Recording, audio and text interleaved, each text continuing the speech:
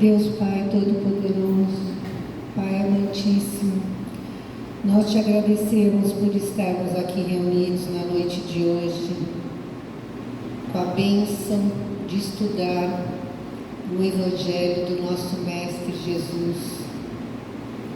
Que todos os ensinamentos possam calar fundo dentro dos nossos corações, renovando as nossas atitudes, renovando os nossos pensamentos, renovando todas as nossas células, pensando sempre em nos melhorar, impulsionar para o progresso, que é para isso que nós estamos aqui. Ajuda-nos, Senhor, a aproveitar ao máximo essa encarnação, que possamos sempre, a cada instante, fazer ao nosso próximo o melhor, fazer a nós mesmos o melhor, que possamos sempre nos empenharmos no bem para cada um, principalmente aqueles que nós convivemos dentro do nosso lar e na nossa família, no dia a dia, que é com esses que a gente precisa se acertar. Ajuda, Senhor, a melhorar o ambiente no qual nós vivemos e convivemos no nosso dia a dia, no nosso trabalho, no meio em que nós estamos plantados. Ajuda-nos, Senhor, a cada vez mais nos tornarmos pessoas melhores. Que a luz do Divino Mestre nos guie e esteja sempre nos nossos corações. Graças a Deus, graças a Jesus, que esteja sempre nos fortalecendo no bem. Que assim seja. Meus queridos, hoje nós temos conosco o nosso amigo Maurício Zomignani. Não escreve assim, mas fala assim, né? Que é italiano.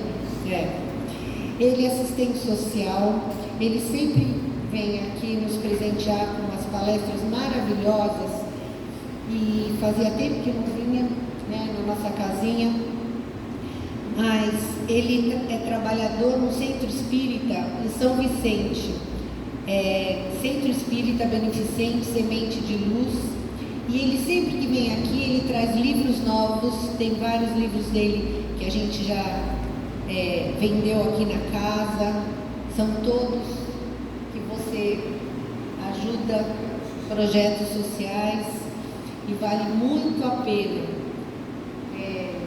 Tem uma mãozinha, né? Como é que chama? Fraternidade Sem Fronteiras. Ele vai explicar para vocês. Mas é um cara que se dedica para o bem, planta o bem e ajuda a gente a viver o bem. Então vale muito a pena a gente escutar tudo que ele coloca para a gente aqui. Vamos envolver ele com muito carinho, com muito amor, para a gente absorver tudo que ele fala para a gente. Seja bem-vindo.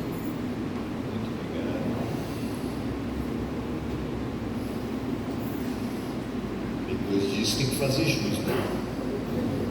Esse a gente consegue. Muito boa noite a todos. Muito bom estávamos falando antes da alegria de ir retomando aos poucos a nossa vida, não para voltar atrás, mas para ir para adiante, né? Durante a pandemia sempre ficavam nos questionando quando é que vamos voltar a viver. Não, nós temos que passar a viver, passar a crescer, modificar, porque o passado foi o que nos trouxe até aqui. Se a gente quiser voltar atrás, a gente só vai poder voltar ao mesmo problema. Então, muito bom estarmos juntos, buscando as lições e buscando o salto, o conhecimento, o aprendizado que a vida nos traz a cada momento. Ótima decisão. Felicidade é isso, né? Tomar a melhor decisão para esse momento das nossas vidas. Mas, na verdade, a gente não pensa em felicidade assim. O que é preciso para ser feliz? Essa é a pergunta que a gente mais se coloca. E a julgar pela resposta que nós temos dado até agora, por exemplo, nas passagens de ano a gente faz uma série de combinados com Deus, né? Esse ano eu quero isso, esse ano eu quero aquilo. E geralmente os nossos pedidos confluem para um certo grupo de condições para ser feliz. Desde a escola, especialmente as meninas, tinha um caderninho que chamava, acho que, de questionário, que falava o que precisava. O seu marido vai ser loiro, vai ser moreno, vai fazer isso, vai fazer aquilo. A gente sempre colocando condições para sermos felizes. E isso é muito interessante a gente analisar essas condições, analisar o nosso modelo de felicidade, porque em cima do que o computador tem como programa, que você sabe se ele funciona ou não, o celular a mesma coisa, e o que programa nossas mentes para agir é o nosso modelo de felicidade. Nós precisamos analisar, como a música dos Titãs perguntava para a gente: você tem fome de quê? Você tem sede de quê? É correndo atrás daquilo que a gente acha que é a felicidade que a gente tem tomado as nossas decisões. E pelo que a gente olha no mundo, as nossas decisões não têm nos trazido uma real felicidade. Para muito além do que acontece com a gente, a felicidade não está nos fatos, mas está em como nós vivemos esses fatos. Tanto é que tem gente que se separa, entra em depressão, tem gente que se separa e faz festa, tem gente que é demitido, pega a licença, pega a indenização, abre um negócio e passa a ganhar várias vezes mais do que ganhava antes, e chega a falar: ainda bem que fui demitido. Enquanto tem pessoas que começam a beber porque foram demitidas, que se afundam numa infelicidade, num vitimismo, e vão se afundando cada vez mais. Quem faz trabalho de população de rua sabe que não existem homens de rua, mulheres de rua que foram meninos de rua. Eles foram pessoas estruturadas, tiveram trabalho, tiveram condições, casa, filho, funcionamento, mas de um certo momento para o outro as coisas se deterioraram, porque eles viram os problemas que eles passaram como buracos, como punição, como tragédia. Com que atitude nós temos visto os nossos problemas? Essa pergunta é fundamental a gente perceber, a gente responder, a gente pesquisar. Desde cedo, na família, os irmãos se opõem uns aos outros, não é verdade? O que um gosta, o outro não pode gostar. Foi assim para vocês também? Meu irmão gostava de pôr manteiga no pão, e eu gostava de pôr maionese, e um não podia comer um do outro, é claro, era uma guerra absolutamente visceral para nós, e que na verdade não fazia sentido nenhum, né? Mas os irmãos ficam se opondo, como se um fosse o totalmente certo e o outro totalmente errado. Ainda bem que isso é só na família, não é verdade? Infelizmente não. E geralmente nessa polarização, um filho adota a posição do menino exemplar, da criança modelo, do obediente, e o outro o modelo do rebelde. É muito comum que as famílias polarizem nessas posições, que os filhos polarizem nessas posições. Depois vai para a escola. Quando a gente vai para a escola, tem a turma que senta na frente. Eu não quero ofender ninguém, mas tem uma turma que senta na frente e uma turma do fundão. E as turmas dentro de uma escola, elas ficam se digladiando, se acusando mutuamente, porque quem senta no fundão, nossa, são só os bagunceiros. Quem senta na frente é puxa-saco de professor. e fica aquela disputa entre si. Ou seja, é a mesma polarização da família passada para a escola. Depois você vai ver isso no local de trabalho.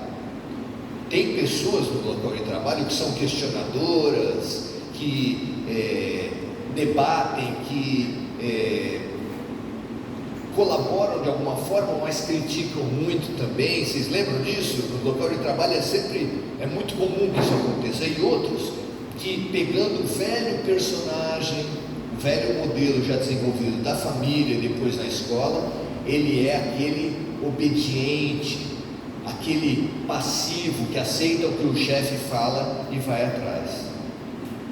Qual é a melhor atitude perante a vida? Quem é aquele que consegue ser feliz, consegue se realizar? Vocês já analisaram isso? O rebelde ou o obediente? É muito interessante analisar isso. A força do rebelde entre os latinos é muito grande. Tem um ditado em espanhol que fala com relação à cultura política: se há governo, eu sou contra. Qualquer autoridade que tem, a gente gosta de ser contra. Você tem um vizinho, se dá muito bem com ele. Se você ou ele for eleito para síndico do prédio, meu amigo, já passa a ter uma posição completamente diferente. Síndico de prédio que troca o carro, todo mundo fala: por que síndico não pode trocar o carro, não pode comprar um carro novo? Não é? Infelizmente, nós temos uma cultura que nos opõe uns aos outros em cima de uma atitude, de uma polarização que não avança. E quando a gente vê na revelação espírita, a gente vai entender um pouco, por exemplo, do lado da rebeldia. Se você analisa livros como A Caminho da Luz e Exilados de Capela, A Caminho da Luz é autoria de Emmanuel, com psicografia de Chico Xavier, e Exilados de Capela de Edgar Armond, ex-presidente da Federação Espírita, você vai saber que a maioria dos habitantes da Terra somos exilados de outros planetas, que fizeram a sua transição planetária, mas que tiveram alguns habitantes que não conseguiram acompanhar a evolução da coletividade e que precisaram ser transferidos para outro planeta, no caso a Terra, como da mesma forma como numa escola, chega no final do ano, no final de um ciclo, o que acontece? Alguns são promovidos e alguns são retidos. Na terceira série, se a gente cursa a terceira série, alguns vão para a quarta e outros no ano que vem vão formar outra turma de terceira série. Aliás, é isso que está acontecendo nesse momento. O que Jesus chamou de a separação do joio e do trigo, dos bodes das ovelhas, está acontecendo agora. Alguns de nós vamos conseguir evoluir e acompanhar a evolução da Terra. Outros não. Outros não vão evoluir e vão migrar para planetas ainda de expiação e provas. E isso é fundamental, você comparecer aos grupos de estudo para entender essa revelação. Como acontece? Que critérios? Afinal de contas, o que eu preciso aprender? Qual é o critério de Jesus, de Deus, para fazer a separação do joio do trigo, dos bodes das ovelhas? Isso é fundamental, porque senão a gente vai repetir de ano e não sabe nem porquê, ou não vai usar bem esse tempo que nos resta ainda, porque todos os que estamos encarnados ainda temos possibilidade de crescer. Então a rebeldia é a atitude básica de todos esses que foram transferidos, que não passaram de ano. O mito do paraíso perdido, que na cultura judaico-cristã a gente bem conhece, não é? Adão e Eva, no paraíso, foram proibidos de comer o fruto do conhecimento, mas eles resolveram comer, e por isso foram expulsos do paraíso. Há interpretações as mais variadas, mas nessa perspectiva da revelação dos Espíritos fica claro: um planeta muito mais evoluído que a Terra, tinha habitantes e estava para dar um salto ainda maior, mas alguns dos seus habitantes não conseguiram evoluir. Por que não conseguiram evoluir? Porque comeram o fruto do conhecimento, mas não é só porque comeram o fruto do conhecimento, é porque usaram mal o conhecimento que tinham.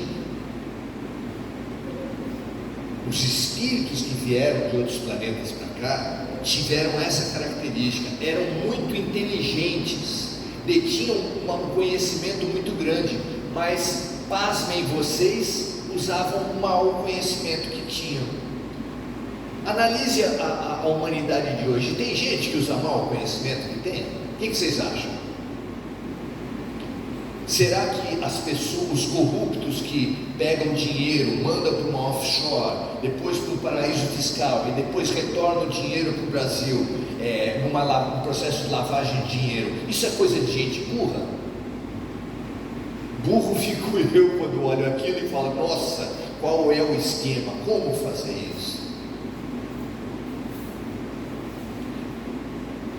Pedófilos, estelionatários espirituais, que conseguem perceber o que as pessoas estão querendo ouvir e falam exatamente o que eles fazem. Maus candidatos políticos que fazem a mesma coisa, fazem as suas pesquisas e falam o que as pessoas querem ouvir. É estelionato por toda parte, muita gente usando mal o conhecimento, usando mal inclusive a religião. Porque eu não conheço uma religião que não teve alguém que usou o espaço do sagrado para ter vantagens materiais e sexuais. Para isso, a pessoa engendra toda uma história. Quando o João de Deus, lá em Abadiânia, abusava sexualmente das mulheres, ele falava que era o espírito que estava mandando fazer isso. Olha só, quando padres levavam crianças para a sacristia, a gente sempre tem esperança de que não aconteça mais, né? Mas certeza a gente não tem. As crianças falavam assim: mas ele era o representante de Deus, como é que eu podia questionar alguma coisa que ele falava? E isso acontece com xamãs, com pastores. Tem muita gente usando mal a inteligência que tem, e essas pessoas não vão poder estar no mundo que está sendo construído, que foi lançada as bases por Jesus e que proximamente, diz Emmanuel, dá como referência 2053, se não me engano, que a partir dali o mundo de regeneração estará em regeneração, não mundo regenerado, mundo em regeneração começará a partir dessa data. Faça suas contas, analise a sua idade até lá, mas o mais importante não é a idade do seu corpo, mas é a maturidade do seu espírito. Se você quer saber qual é o critério para estar bem espiritualmente, leia o Evangelho. Qual é o mandamento de Jesus? Amar a Deus sobre todas as coisas, amar o próximo como a si mesmo. E mais, no final da vida dele, ele falou: um novo mandamento vos dou, para deixar claro, porque todo mundo fala que ama alguma coisa. Fala a verdade. Alguém aqui levanta a mão para falar: eu não amo nada nem ninguém? O cara ama um cachorro, ama as plantas, não é? Todo mundo ama alguém. E Jesus, sabendo que a gente ama o dinheiro, ama o Corinthians, ama comprar sapato, ama comer pizza, apesar de Moisés ter falado para não usar o santo nome de Deus em vão, e Jesus explicou que o santo nome de Deus é... Qual é o nome de Deus? Não é Jeová, não é Alá. O nome de Deus é amor. O nome de Deus é amor. Deus é amor. Então a gente não deveria usar a palavra amor em vão. Para uma pessoa falar para outra eu te amo, para uma pessoa falar eu amo alguma coisa, isso deveria ser falado de joelhos, de uma maneira sagrada. É muito grave usar o santo nome de Deus em vão, mas a gente fala feito, sai fácil da boca da gente. Eu amo comprar sapato. Não, pelo amor de Deus, a pizza não merece um culto. Eu gosto também, mas não merece um culto como Deus. Então nós precisamos analisar qual tem sido a nossa atitude perante a vida. Muitos de nós cultivam a atitude do bonzinho, mas essa atitude do bonzinho não condiz com o nosso universo interno. É o que Jesus chama de sepulcros caiados, branquinhos por fora e por dentro cheios de podridão. Pessoas que cultivam um linguajar adequado, tipo Câmara dos Vereadores ou Câmara dos Deputados. Vossa Senhoria é o que adianta chamar de Vossa Senhoria se eu estou xingando o outro? O que adianta falar em afrodescendente quando não faz na entrada, faz na saída? Não interessa se você fala negro, preto ou afrodescendente. O que interessa é a atitude com a qual você age, a atitude através da qual você vê as coisas. A pessoa que é mansa, a pessoa que é religiosa, que vem no centro e fala boa noite irmã, boa noite meu irmão, é constantemente desmascarada na mesa mediúnica. Tem diálogos interessantíssimos da mesa mediúnica, onde o doutrinador começa a falar com o espírito obsessor e fala: nós precisamos avançar para Jesus. E aí o obsessor fala: você acha que a gente não sabe quem é você? Você acha que a gente não te acompanha depois que acaba a mesa mediúnica? Que você vai para tal lugar e faz tal coisa e tal coisa? Que você está engendrando vinganças contra seu vizinho, contra a sua sogra? Que você mente nessa e naquela situação? É muito interessante isso, porque a perspectiva espiritual é um grande ganho para todos nós. Na perspectiva espiritual é o pensamento que vale, é a intenção que vale. Não há personagens e máscaras. O seu anjo da guarda pode ter certeza, meu amigo, lê todos os seus pensamentos. Não adianta você fazer uma oração: eu que sou bonzinho. Não adianta você falar que é bonzinho. Você precisa agir de acordo com o que você fala. É o mundo da verdade. A realidade espiritual é a dimensão da verdade. Você já imaginou o que aconteceria na terra ou nas suas relações se todo mundo falasse a verdade? Encontra uma pessoa: nossa, como você está gorda. Encontra outra pessoa: você está falando isso, mas eu sei que você age muito diferente do que você está falando. O mundo da verdade está sendo instalado na terra. A hora da verdade está soando para todos nós. E nós precisamos entender a nossa atitude perante a terra. Qual tem sido perante os fatos? Qual tem sido e qual precisa ser? Por exemplo, eu sempre coloco o exemplo da oração. Pelo que você ora? O que você pede a Deus?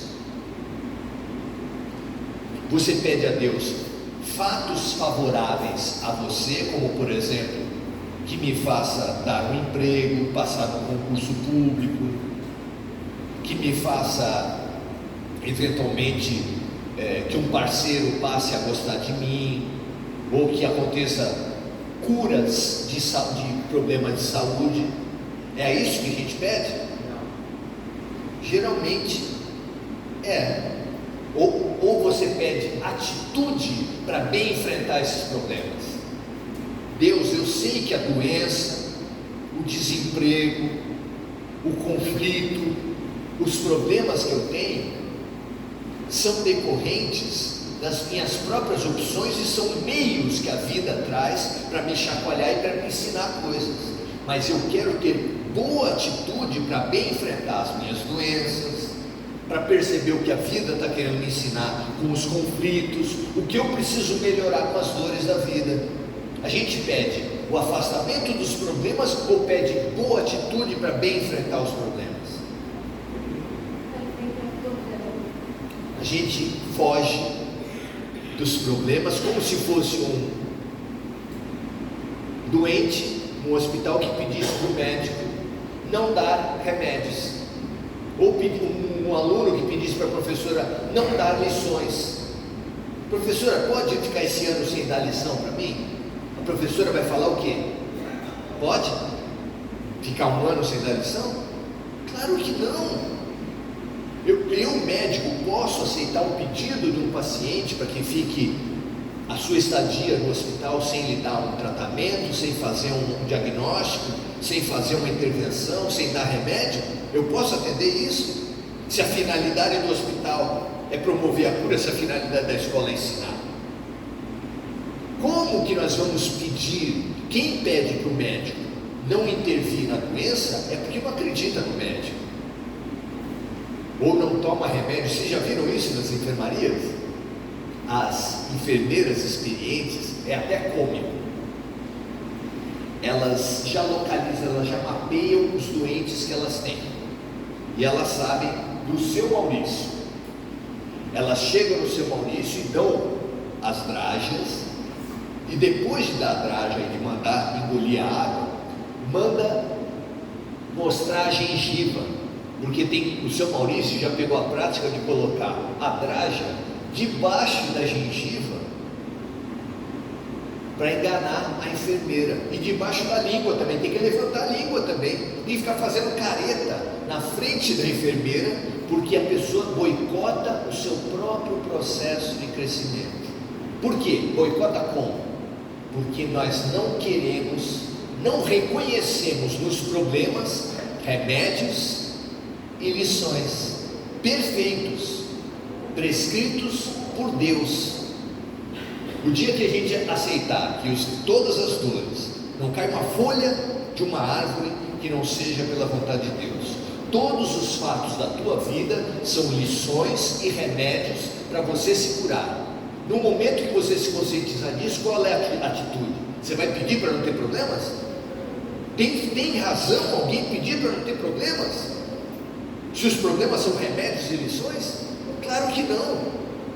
Só vai fazer sentido, Deus me dá coragem, me dá lucidez para enfrentar os problemas e aprender com eles e me transformar com eles.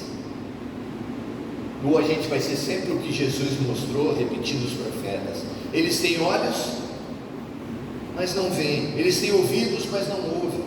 E a gente fica agindo inconscientemente, brigando com a vida. Tem alguém que briga com a vida aqui? Alguém se queixa de alguma coisa? Você se queixa de alguma coisa? A gente consegue passar um dia sem se queixar? Quem se queixa da vida, se queixa com o dono da vida. Quem se queixa das lições, se queixa do professor. Quem se queixa dos remédios, se queixa do médico. Quem se queixa dos problemas da vida, se queixa de quem dá os problemas da vida. Ou alguém ainda acredita que o que acontece de desagradável é obra do demônio? Você acredita nisso? Se o que acontecer de desagradável for obra do demônio, só o que acontecer de agradável for obra de Deus, nossa, o demônio está ganhando não é de 7-1, é de 21-0. E Deus não é mais todo poderoso.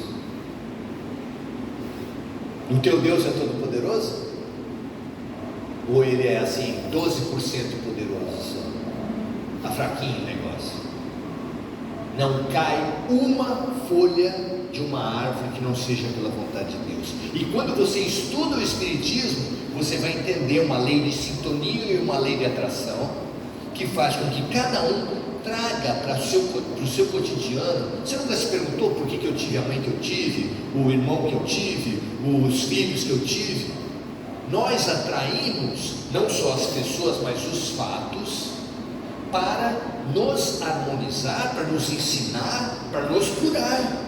O câncer é uma cura espiritual, porque nós envenenamos em vidas passadas, ou nessa, mas geralmente em vidas passadas, a gente envenena a nossa alma com mágoas, com culpas, com preconceitos, e aquele veneno precisa ser drenado, porque ele envenena o nosso corpo espiritual, que depois molda o nosso corpo físico, e a gente nasce envenenado. Aí vem o corpo material, que é como uma esponja de limpeza, passa nesse veneno e fica escuro.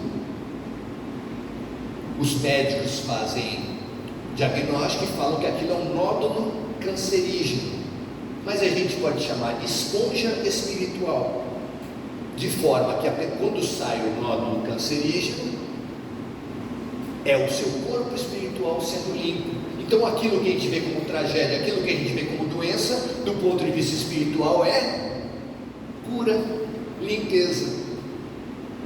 E por isso é que o grande ganho que a perspectiva espiritual nos traz é essa. Onde você via problema, você passa a ver solução. Aquela pessoa antipática, tem pessoa antipática na tua vida?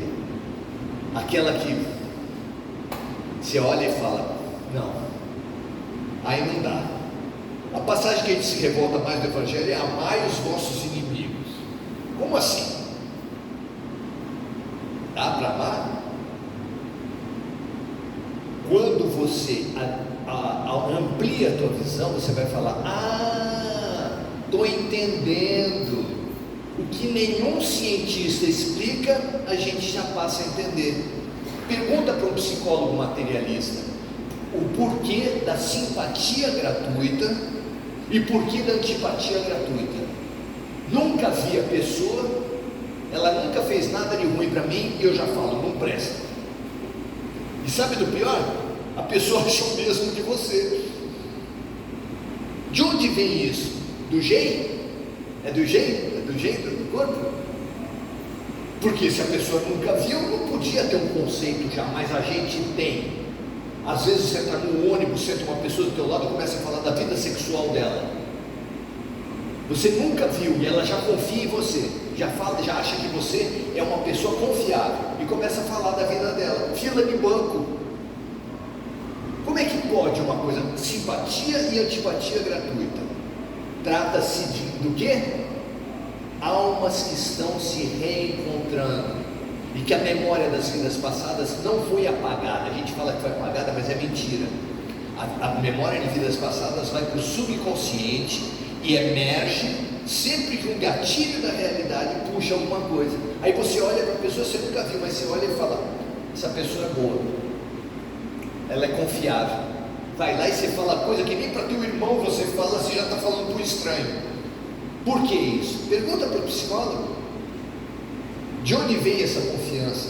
E a desconfiança também. Essa perspectiva é o grande ganho que não só no Espiritismo você pode ter, mas você precisa ter em qualquer perspectiva espiritual, que pode mudar tudo da tua vida sem mudar nada. Quando você se aprofunda na perspectiva espiritual, olha só os dois exemplos que eu dei, são só dois. Você volta para casa olhando a doença como uma solução e não como um problema. A antipatia como um reencontro que a vida está chamando para reconciliação, para reparação, para o perdão, e não para ficar reproduzindo picuinhas, que é o que a gente faz. Se a pessoa não presta, eu vou ver um jeito de cutucar e afastar. Sabe o que acontece com quem vê no inimigo alguém só para continuar a velha história de guerras, de conflitos? Sabe o que acontece? Na próxima vida, se ele não aceitou a recomendação do perdão e da reconciliação, sabe o que acontece? Quem vocês acham que vai voltar para a família dele, para a tua família? Deus nunca desiste de nós. Se você não reconcilia nessa vida, Ele tem uma paciência enorme, Ele tem a eternidade toda. E se você não se reconcilia em várias vidas, você está se amarrando, se algemando nas piores pessoas da tua vida. Por isso é que o perdão não é coisa de santo, é coisa de inteligente. Vocês estão entendendo? É muito difícil perdoar. Então se algema nas pessoas ruins e fala: vou viver para sempre com pilantra, com gente que não presta. Tá bom, é a tua opção. É a tua opção. Vamos fazer-nos infelizes uns aos outros, não é? É uma opção, mas é uma triste opção, é uma terrível opção. E você, com a perspectiva espiritual, você pode ter outra maneira de enfrentar os problemas, nem brigando, nem guerreando com eles, mas também não confundindo aceitação com passividade, com mosca morta. No geral a gente acha isso. A pessoa que aceita é mosca morta. Ela é um treco. Ela assiste a vida e não se posiciona. Observe, estude a vida, e você vai entender o que a aceitação tem de revolucionário. Você vai entender que sem aceitação ninguém progride. Pega o caso dos viciados, e não pensa que viciado é só alcoólico, só narcótico. Não pensa que viciado é só chocolatra. Chocolatra também. Não pense que viciado é só o quê? Pessoas que comem demais, que consomem demais. Tem muita gente que tem problema com cartão de crédito. Eu sei que os espíritas não têm. Consumidores compulsivos, jogadores compulsivos, a quantidade e os tipos de viciado são enormes, são muitas. E eu digo para vocês que, conforme os 12 passos dos Alcoólicos Anônimos, que são uma tecnologia revolucionária, um passo, o primeiro dos 12 passos, é condição para qualquer pessoa se curar dos seus vícios. É o passo que fala: eu tenho um problema. Enquanto o alcoólico acha que para a hora que ele quiser ele tem cura, não pode ter. Eu paro a hora que eu quiser. Eu perdi 3 casamentos, mas era porque as esposas eram tudo ruim. Eu perdi 5 empregos, mas os chefes eram tudo chato. Enquanto ele continuar achando assim, ele não tem solução. Vocês entendem isso? A aceitação é a base da transformação, é a base da mudança, e não é a estagnação no dolce far niente, não fazer nada, na passividade. Nós precisamos ressignificar esses polos e entender o que Jesus quis dizer, porque Jesus fez uma recomendação quanto à nossa atitude. Ele recomendou qual é o ponto de equilíbrio entre a revolta e a obediência. Exatamente quando ele falou: sejam pacíficos como as pombas e sagazes como as cobras. Ele não usou a palavra ou, não é para a gente ser como as pombas ou como as cobras. Ele usou a palavra e. É para nós aprendermos a sermos pacíficos, mais sagazes, mais perspicazes, entender o que está acontecendo no mundo, porque ser pacífico não é ser bobo, não é ser cego para o que está acontecendo. Ser pacífico é aceitar o sentido profundo de todas as coisas. E para aceitar o sentido profundo de todas as coisas, eu preciso ter olhos de ver, eu preciso ser sagaz, eu preciso entender o que está acontecendo. Eu preciso entender o que está acontecendo. Só pode ser realmente, aceitar realmente quem é lúcido para entender o que acontece. Então a gente precisa ser sagaz como as cobras e pacífico como as pombas. E muito pelo contrário, nossa atitude tem sido de brigar com a vida. Muita gente vem até o Espiritismo brigando com a morte. Muitos de nós estamos saindo dessa pandemia tendo amigos, parentes que faleceram, não é verdade? Só que o falecimento, a morte, deveria ser conhecida de todos nós. Os espíritos mandaram avisar para todos vocês: vocês vão morrer. Vocês sabiam disso? Todos vocês vão morrer. Não tem exceção. Não. Todos vamos morrer. Então nós deveríamos estar sabendo lidar com isso. Mas a gente briga com a morte. E brigando com a morte, a gente briga com Deus. Enquanto está brigando com a morte, brigando com Deus, está se envenenando e envenenando a vida dos nossos queridos. É racional isso? Se você pega um amigo chorando desesperado e você pergunta para ele: o que aconteceu, meu amigo? Essa blusa, eu gosto muito dessa blusa, mas olha, ela está furada, não dá mais para usar, vou ter que jogar fora. E você está chorando desesperado por isso?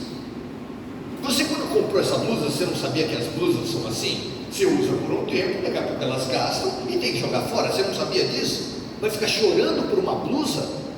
Agradece essa blusa e segue em frente. O corpo é uma blusa que você está usando. Todo mundo que comprou a blusa, todo mundo que começou uma encarnação, sabia que ia morrer um dia. Por que viver como se não fosse morrer? Morte. Aceita esse assunto como um assunto fundamental. Brigar com a morte é um absurdo. Brigar com os outros, a gente adora brigar com os outros. O problema do casamento, a culpa do casamento ir mal, ter problemas, é de quem? É sempre do outro. E o casamento nunca melhora enquanto um achar que a culpa é do outro. É que nem o Brasil. A esquerda acha que o problema é da direita e a direita acha que o problema é da esquerda. Quando é que o Brasil vai melhorar?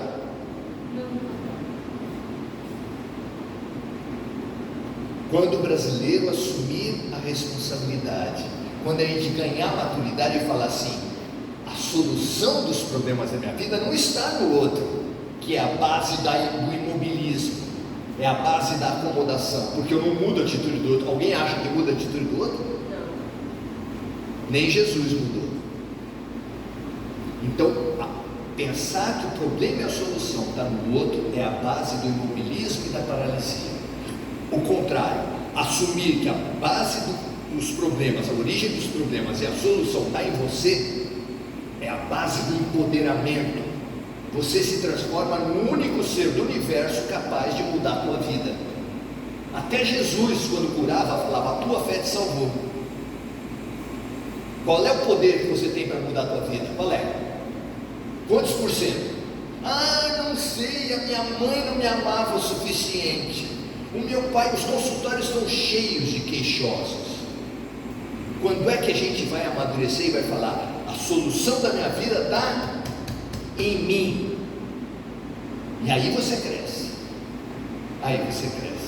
Eu adoro. Vou fechar com a oração que para mim sintetiza, uma oração muito curta e é uma filosofia de vida que sintetiza tudo isso que a gente está falando. É uma oração atribuída a Francisco de Assis, mas eu não sei, hoje em dia as fontes estão todas questionadas, mas eu acho que é de Francisco de Assis. Fala assim: Deus, me dai a coragem. É uma oração que pede atitude. Vocês lembram que nós já falamos de oração? Me dai a coragem de mudar tudo que eu posso mudar. E mudar tudo que eu posso mudar começa pela minha atitude. Dai a paciência para aceitar o que eu não posso mudar. E o que eu não posso mudar é a morte. O que eu não posso mudar é a atitude dos outros. Nota que a gente faz o contrário. Quer mudar a atitude do outro, quer mudar o que a gente não pode mudar, na murra em ponta de faca, e quer aceitar o que é nosso. Eu nasci assim, eu cresci assim, eu sou mesmo assim, vou ser sempre assim. Os psicólogos chamam de síndrome de Gabriela. Então vamos lá. Deus me dá a coragem de mudar tudo aquilo que só eu posso mudar. Dá a paciência de aceitar o que eu não posso mudar. E a sabedoria, o discernimento para estabelecer a diferença. É complexo isso? É complicado? Não é uma filosofia de vida clara que nos empodera, nos dá felicidade, nos dá direção da nossa própria vida? Sejamos então pacíficos como as pombas e sagazes como as cobras. É o título do livro que a gente está lançando e que, como ela falou, tem a sua destinação total para projetos sociais. E é um livro que ajuda as pessoas a fazer o Evangelho no lar. Quem não faz ainda, conversa com qualquer trabalhador da casa. Nós precisamos trazer a luz para dentro das nossas casas. O que traz a sombra para as nossas casas? Sabe aquela caixinha? Só coisa ruim. Eu não sei a caixinha de vocês, a minha só tem coisa ruim. Mas se a gente mentalizar, tiver uma prática semanal, como a faxina física, uma prática semanal de falar com Deus, de elevar a sintonia, aí adianta cantar: entra na minha casa, entra na minha vida. Mas se você não abrir o teu coração, Jesus não é arrombador de porta. Ele não consegue entrar, porque a tua vida pode estar suja, tua casa pode estar suja, com pessimismo, com negativismo, com desespero, com ódio, e aí não tem jeito do que é bom entrar. Evangelho no lar sempre foi uma indicação dos Espíritos, agora é uma convocação.